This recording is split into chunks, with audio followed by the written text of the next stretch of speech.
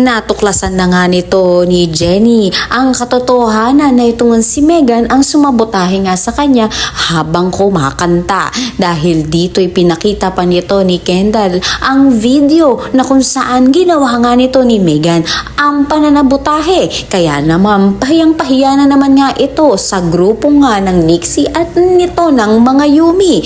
Sa kabilang banda naman nga ipapatawag nga nito ni Monica ang lahat ng mga Yumi na kung saan nga mayabang pa na sinabi nga nito ni Megan ang kanyang desisyon na gusto niya na nga na magsolo at ayaw niya na nga na maging kagrupo pa ng Yumi at magkukwit na nga raw siya. Kaya naman nakatikim na naman nga ng pamamahiya nga nito ni Monica itong si Megan at sinabi niya nga rito na wala nga raw itong utang na loob simula nga nang sila lang naman ng mga Yumi ang tumanggap dito kay Megan. Kaya ngayon nga ay malaking ang hamon kay Megan kung siya nga ba ay magiging matagumpay sa kanyang planong magsolo. Samantala, pupunta naman si Amelia sa bahay nga nito nila Minchi at kanya nga na pakiusap dito na makita at mayakap niya nga itong ang si Jenny na kanyang nag-iisang apo.